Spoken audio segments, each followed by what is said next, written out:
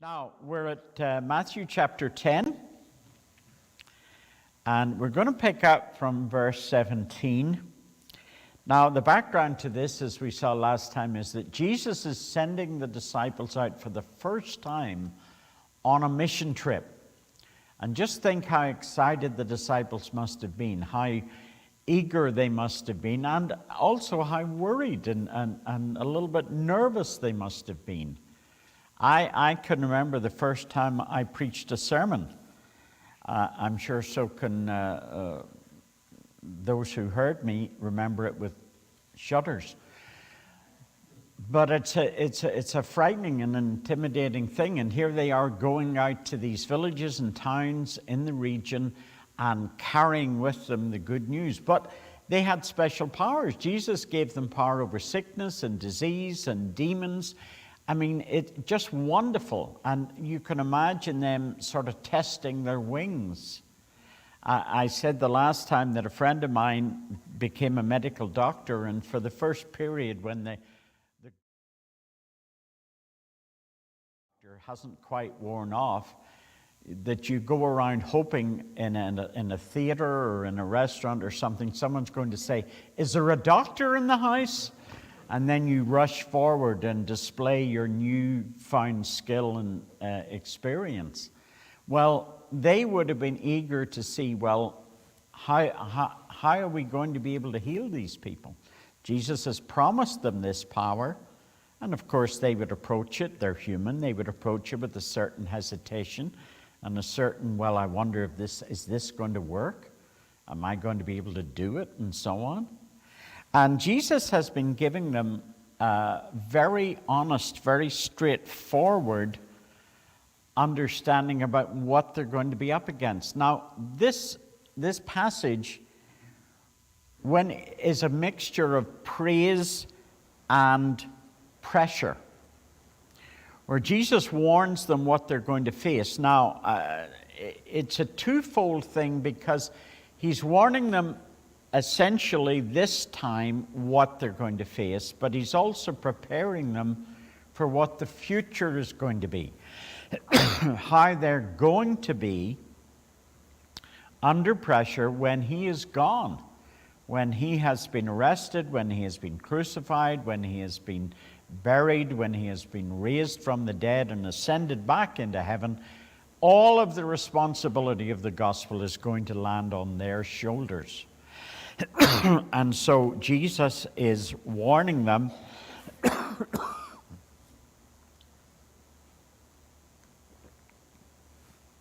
that is only coffee, I promise you. He's warning them of short-term pressure and what will happen in the future, especially when it talks about the section. We get to the section from 17 onward. So, picking it up at Matthew 10:17, "Be on your guard against men. They will hand you over to the local councils and flog you in their synagogues." Now, here's the bit that's really about the future. "On my account you will be brought before governors and kings as witnesses to them and to the Gentiles." Now, Jesus is thinking about the Greek and Roman world, and as they go out, and we know all of this from the Acts of the Apostles. We see Paul and Peter and so on going from city to city and facing pressure and being arrested and put into prison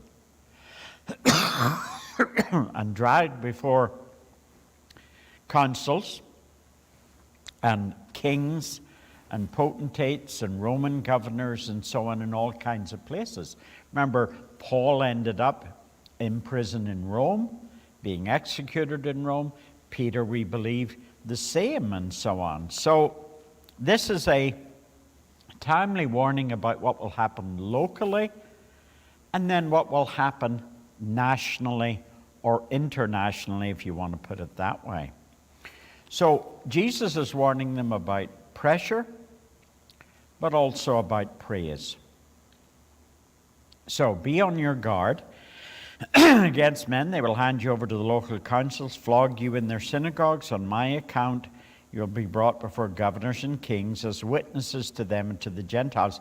But when they arrest you, do not worry about what you'll say or how to say it. At that time, you'll be given what to say, for it will not be you speaking, but the Spirit of your Father speaking through you. Now, this is a specific directive about an emergency situation. It's not to in any way suggest a lack of preparation in preaching, teaching, preparing people for the truth that Jesus presents, but it is about when you're arrested, you're going to have to defend yourself. You're going to have to defend me, Jesus is saying, and you're going to have to explain to Greeks and Romans who do not have the familiarity with the Old Testament. When you're talking to Jews, you can say, well, now look, you're all familiar with the promise that the Messiah would come.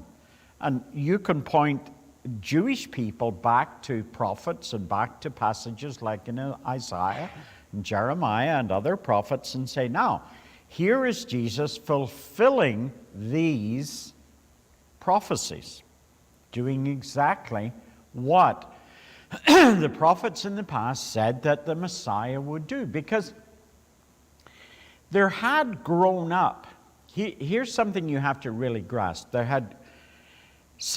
If you imagine for a moment that the Jewish people were not an occupied land, if they were free and autonomous, and the Romans were not in their land, they would be more inclined to look at the spiritual blessings that the Messiah would bring to his people, because that was what was talked about in the Old Testament. When the Messiah comes, the sick will be made well, the dead will be raised, all kinds of miraculous, wonderful miracles will be performed by the Messiah. These were the hallmarks of the Messiah. The poor will have the good news preached to them and so on. It was very much a social thing. Now, because they were an occupied nation by a foreign power, by the Romans had conquered Palestine after the Greeks. And so the tendency was, when they looked at the situation, their first thought was, well, now what will the Messiah do? And they thought in terms of nationalism. They thought in terms of military and power and might. And they said, well, the first thing the Messiah will do is kick these hated Romans out of our country. That was their thinking. Because that they saw as the immediate problem. It wasn't a spiritual problem, really. It was a political problem. It was a social problem. But it wasn't really a spiritual problem. And so they switched their focus. They began to think of a Messiah in terms of another David. What did they think about David? David was the warrior king. David was the man who could lead men into battle. David was the king who invaded other countries. If you look at the United Kingdom, and that was under Saul and David and Solomon, David conquered more lands and made Israel bigger than it had ever been before. And he did that by military might. He did that by his skill in battle as a general and as a strategist. Now, the contrast was, under his son Solomon, he made the kingdom even bigger, not by conquest, but by making peace deals with other nations. So he took over land, and part of the agreement was, well, we will take part of this region, and you will have part of it, and we will not go to war with one another. And to cement the deal, to grease the wheels, if you like, he agreed to marry the local chieftain's daughter and all the rest of it. He collected wives like other men collect stamps. And some of these were many of them were political marriages. He didn't love these women. He just said, well, if I'm married to you, I'm not going to go to war against my father-in-law, and so on. But they started to think in terms of politics. They started to politicize the Messiah. And what Jesus is asking them to switch their focus and go back. Now, you'll discover as we get to the end of this section, we go into chapter 11, that John the Baptist is having the same problem. Because he's getting it wrong too. But here he is saying, look, you're going to have to defend me before a Gentile audience, either a king, a governor, or someone, and he doesn't know our history. And so you might have to start from basics. You might have to talk to a governor about, in our history, there's a promise of a Messiah and what the Messiah would do. And we believe Jesus is this Messiah.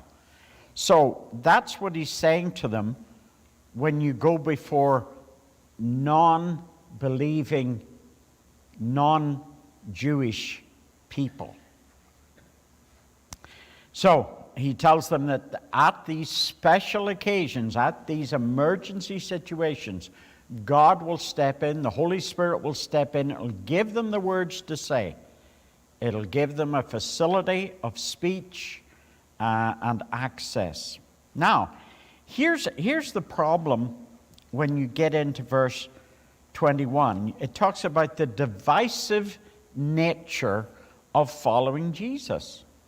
Now, that's not what we expect. But Jesus pulled no punches on this, and he says that my gospel will be and can be divisive between those who believe and those who don't. Now, Jesus had no problems about saying there are people who are on the broad road of life. Most of the people are on the broad road leading to destruction, and there are very few on the narrow road leading to life eternal. Jesus had no problem with this. In today's culture, if you put before people two choices, just say, well, you're either following Jesus or you're going to hell, you're going to be condemned. Modern society, modern culture doesn't like this exclusivism. Doesn't like this idea, well, you know, it's either or. Modern culture is very happy with shades of gray, not with black and white. So, what does he say in verse 21? He says, brother will betray brother to death, and a father his child, and children will rebel against their parents and have put them to death. All men will hate you because of me, but he who stands firm to the end will be saved. When you're persecuted in one place, flee to another. I tell you the truth, you will not finish going through the cities of Israel before the Son of Man comes. Now, that's exactly what happened. If you read Acts chapter 10 and 11 and so on, you'll discover that a great persecution arose against the church in Jerusalem, and the believers left Jerusalem and they went out into the neighboring towns and cities, and they went further away, but they didn't abandon the gospel. It says, if you look at it in modern translations, it said that the new believers went everywhere gossiping the gospel. They went everywhere sharing the gospel. They talked about their faith in Jesus. It didn't subdue them, didn't shut them up. It only spread them further away and encouraged them to share what they knew and what they believed about Jesus. Now, the problem is that there can be bitter splits in families amongst all kinds of things. If you think of your own family, there are people who have different political views in your own family. That's why a family wedding can be the happiest occasion on earth, or the cause of great fights and almost punch-ups. Because somebody says something about the president, who you either like or loathe, and someone else responds to it. Or families can be divided over sports. I had no idea, I know nothing about baseball. And when I went to Boston, I had no idea of the absolute venomous feelings of the Red Sox fans against the Yankees.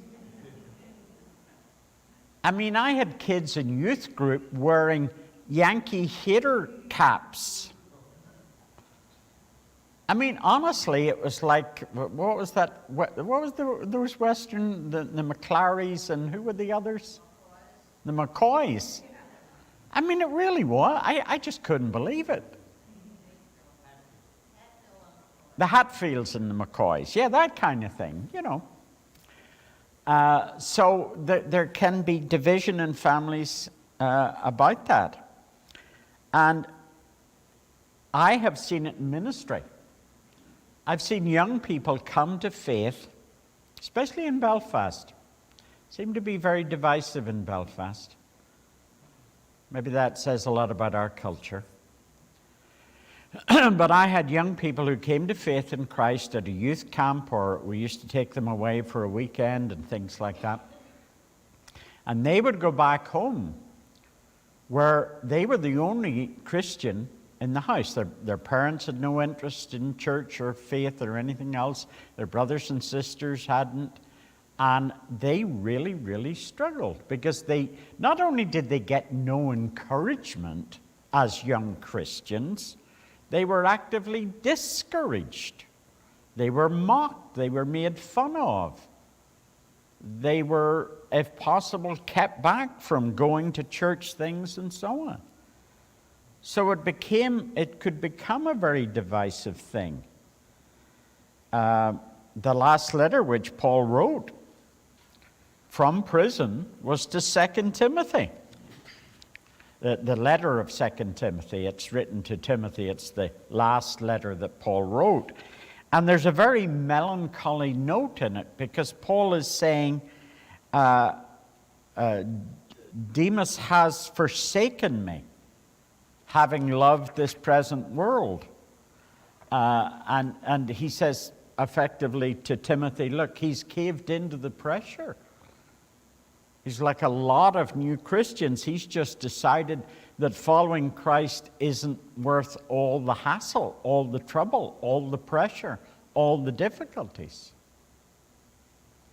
So Matthew is recording Jesus warning the disciples about the pressure they're going to be under. And Jesus talks about the servant. Verse 24, a student is not above his teacher, nor a servant above his master. It's enough for the student to be like his teacher and the servant to be like his master. If the head of the house has been called Beelzebub, how much more the members of his household? In other words, Jesus is saying, you're all going to be tarred with the one brush. If they hate me, they're going to hate you. If they criticize me, they're going to criticize you. You're going to be caught in the crossfire. You're going to suffer because of how they feel about me, and so on.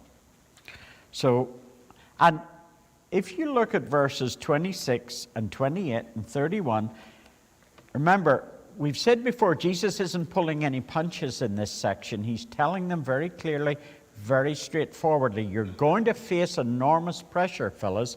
Short-term pressure with this little mission trip you're going on for maybe a week or maybe 2 weeks or whatever.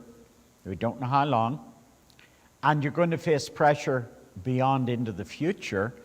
But 3 times in those verses, look at verse 26 first. So do not be afraid of them. And then in verse 28, he says, do not be afraid of those who will kill the body. And verse 31, what does he say? So don't be afraid. Do you think Jesus is serious about that? To say, don't be afraid, don't be afraid, don't be afraid. Don't worry about it.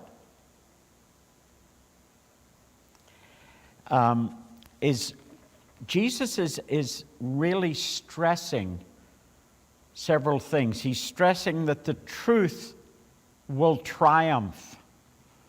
I always I don't know whether it's original to Jack Kennedy or not. I imagine it's not. But he said that while the truth is putting its boots on, a lie has gone halfway around the world. And that's a truism, isn't it? Lies and rumors and nonsense and half-truths spread like wildfire because people love to gossip. And people love to hear something which they think only they are privy to. It panders to the worst part of our nature. But Jesus says, truth will triumph. If you look at 26 again, what does Jesus say? So do not be afraid of them. He's warning them about these people who have secular power, secular authority, political power. They're in positions of influence. They are governors. They are leaders in the community. They have power over you. They can do things to you. They can have you arrested. John the Baptist is in prison, languishing in prison, because he was strong enough, bold enough to speak out about the behavior of King Herod. So Jesus says, do not be afraid of them. There is nothing that is concealed that will not be disclosed, or hidden that will not be made known. What I tell you in the dark, speak in the daylight. What is whispered in your ear, proclaim from the rooftops. Do not be afraid of those who will kill the body. Now, what is the cynical answer to that? Don't be afraid of those who can kill you. And say, well, I'm really not terribly in favor of that. I'd rather that, it's like, what was it? I can't think of the famous movie director who said, it's not that I'm afraid to die, I just don't want to be there when it happens. And that's how most of us feel, because this life is all we know, it's all we have, and we're thinking, well, we're going into the dark, and you're left wondering what is beyond. But Jesus says, don't be afraid of them. Don't be afraid of them because the truth will triumph. Don't be afraid of them because the soul matters more than the body. Now, Jesus is saying, your body is important. Of course, you've got to take care of it, and it's going to carry you through an earthly life. But your soul is eternal. No matter how much you exercise, no matter how much you look after yourself, no matter how much you eat the right foods and diet and all the rest of it, your body is going to wear out at one stage. I mean, we've just heard about poor Ed Klinger. His worn out at 100 years old. That's a pretty good innings, isn't it? But his body wore out. And Jesus is saying, look, your body is temporary. Your soul is eternal. Your soul is going on to that land of unsetting suns. Your soul is immortal. No one can touch it. No one can deflect it. No one can delay it. No one can kill it. Your soul is what matters. And we struggle with that because we're human. What I tell you in the dark, speak in the daylight. What is whispered in your ear, proclaim from the rooftops. Do not be afraid of those who kill the body but cannot You should underline that. Cannot kill the soul. Rather be afraid of the one who can destroy both body and soul. He's saying be wary, be fearful of the devil. Now, that's not an abject fear. It's not like a cringing fear, but it's being alert. It's realizing that the devil can lead you astray and lead you into separation from God. But it can't kill your soul. Now, verse 29 is interesting because Jesus is talking about, well, before we get to that, let me give you this illustration. It's what Jesus is saying about don't cave in to political pressure.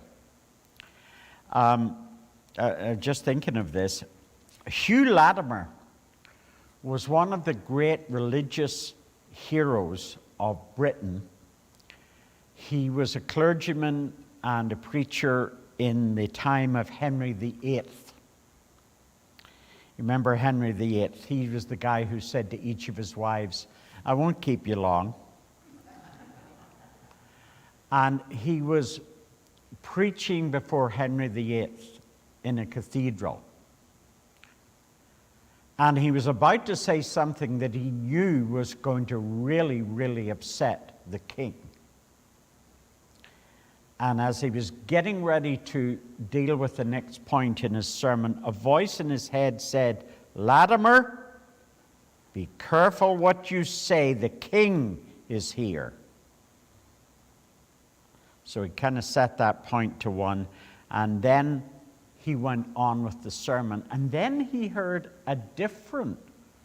sounded like a different voice in his head that said, "Latimer, be careful what you say. The King of Kings is here."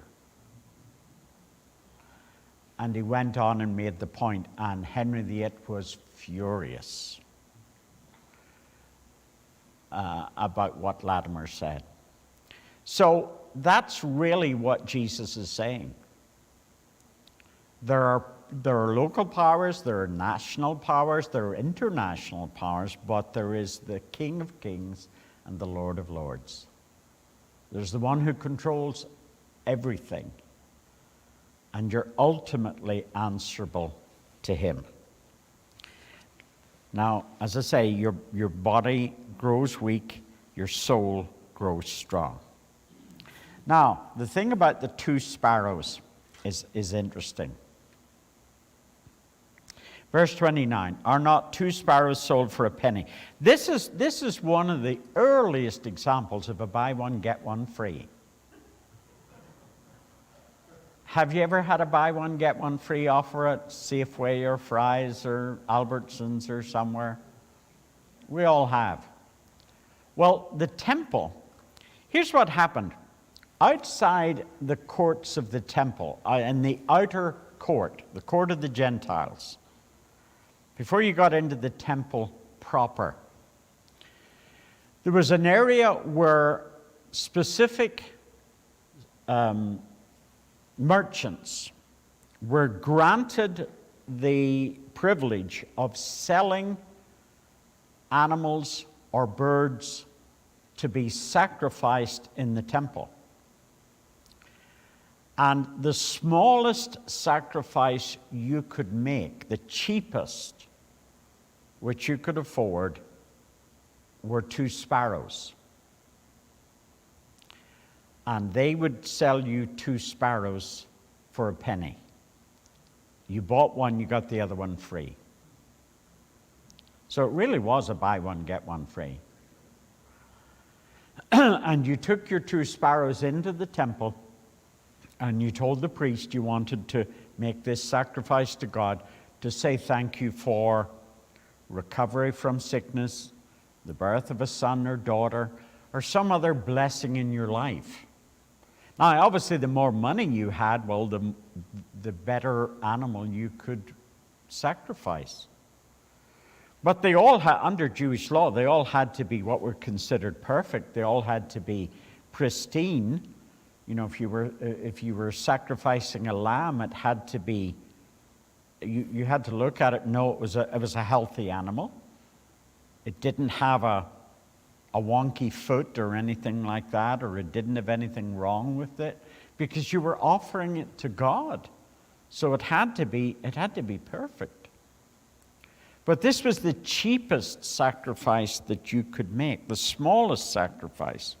And they sold these birds, and they were sold by licensed and registered traders who had set up in the temple precincts, and they would sell the pilgrims the animals or the birds for them to sacrifice. Guess who got a kickback from the traders? Guess who got a kickback? Can you guess? The priests. The high priest got a percentage.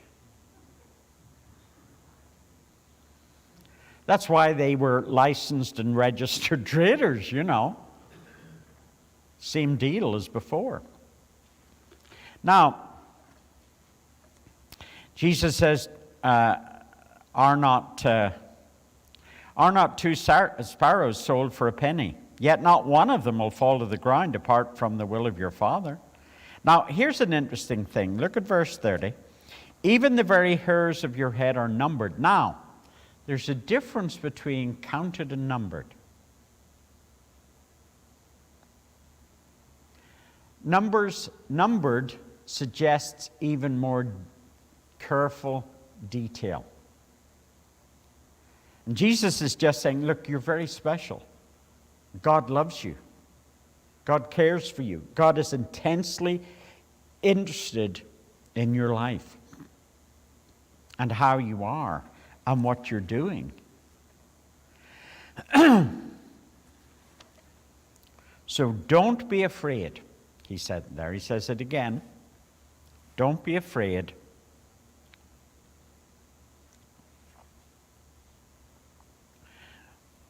You are worth more than many sparrows. I used to work with a girl years ago who had a great phrase that we all adopted in work. And when you did something really silly in work, she would say to you, honestly, you're worth your weight in roasted snow. Which meant she didn't think very much of you. And if you think about roasted snow, well, there wouldn't be very much left. Now, verse 32, whoever acknowledges me before men. In other words, you're willing to stand up. You're willing to face the pressure. You're willing to be strong. You're willing to be faithful. You're willing to proclaim the gospel at the risk of your own life. That's exactly what the apostles did.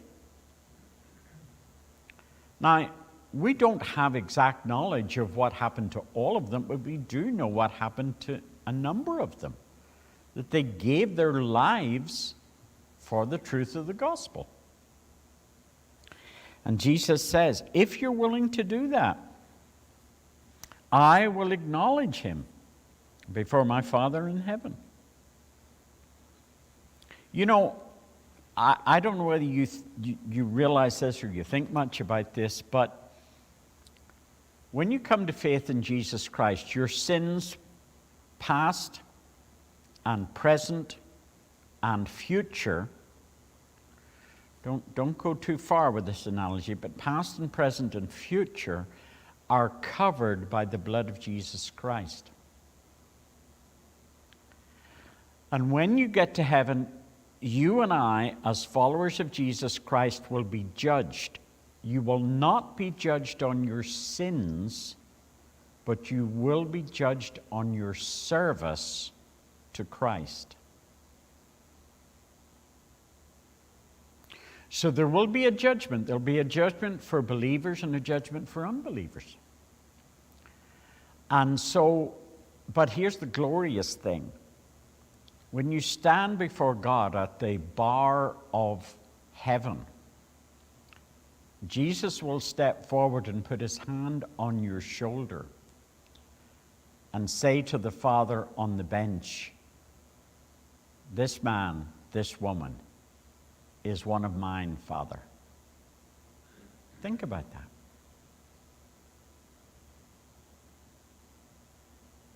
But you will be judged on your service. How much have you done for Christ? How many opportunities did you not take up? How many things could you have done that you didn't do? But here is Jesus carrying through this image of stepping forward and saying, I will acknowledge him before my Father in heaven. I will say, this is one of my followers. This is one of my people. To God the Father. And but whoever disowns me before men, what did Peter do? Peter, out of fear, said, I don't know this Jesus of Nazareth. 3 times, remember? They come at it 3 times. Oh, you're a Galilean. You have a Galilean accent. Oh, no, well, there's lots of us up there. I don't know this Jesus of Nazareth. And they come to him again. You are one of his followers. I've seen you before. And he gets more intense. He gets more panicky. He gets more afraid.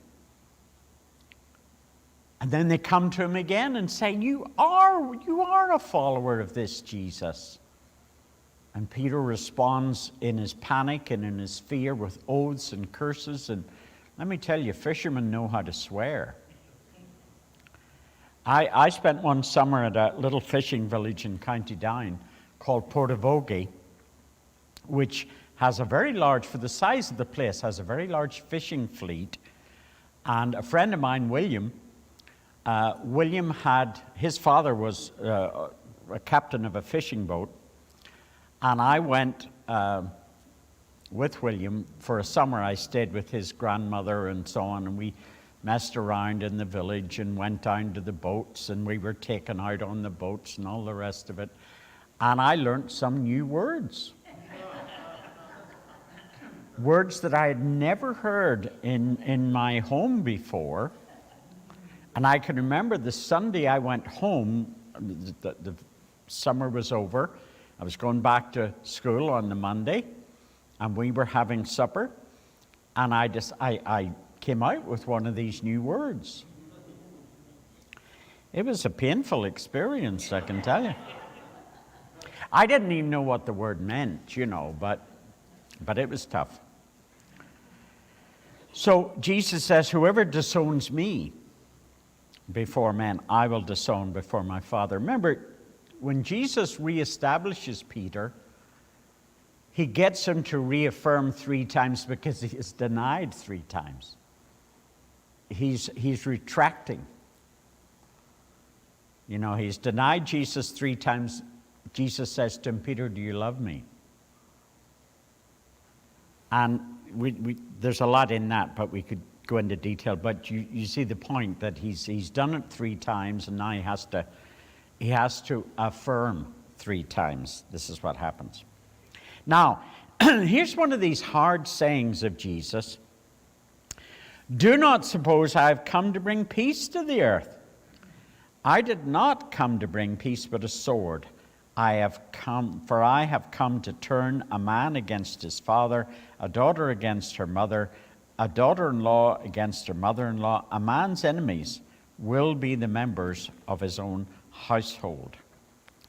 This is really a tough saying that can be easily misunderstood. It seems like a very militant Jesus, not quite the gentle Jesus, meek and mild that we think of, that we imagine.